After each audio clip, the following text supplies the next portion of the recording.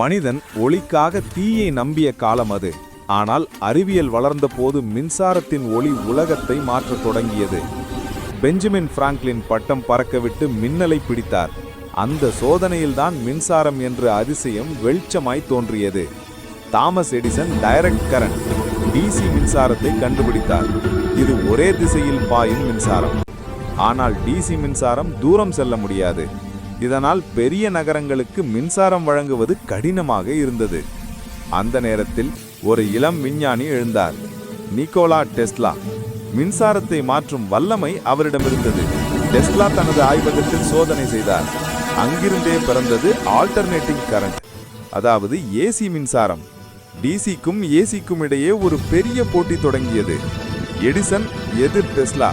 இதுவே மின்சார போர். டெஸ்லாவை நம்பிய வெஸ்டிங் ஹவுஸ் அவருடன் சேர்ந்து ஏசி மின்சாரத்தை உலகத்துக்கு அறிமுகப்படுத்தினார். 1896 நயகரா நீர்வீழ்ச்சியில் உருவாக்கப்பட்ட உலகின் முதல் ஏசி மின் நிலையம் மனித வரலாற்றின் மைல்கல். ஏசி மின்சாரம் நகரங்களையும் தொழிற்சாலைகளையும் ஒளிரச் செய்தது. இரவை பகலாக்கிய அந்த ஒளி மனிதனின் வாழ்வை மாற்றியது. ஏசி மின்சாரம் உலகம் முழுவதும் பரவியது. வீடு, தொழில், தொழிற்சாலை எங்கும் இதன் ஒளி பரவியது. அவரது கண்டுபிடிப்புகள் உலகத்தை மாற்றினாலும் டெஸ்லா தனிமையில் வாழ்ந்தார். ஆனாலும் அவர் ஒருபோதும் தளரவில்லை.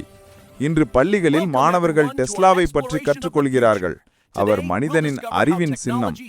இன்று நம்முடைய மின்சாரம் சோலார், விண்ட், ஹைட்ரோ என பல மூலங்களில் இருந்து வருகிறது. அனைத்தும் ஏசி மின்சாரத்துடன் இணைந்தே செயற்படுகின்றன. ஏசி மின்சாரம் மனித அறிவின் ஒளி, உலக வளர்ச்சியின் அடித்தளம். இதுவே நம் முன்னேற்றத்தின் மின்னும் சின்னம். Thanks for watching.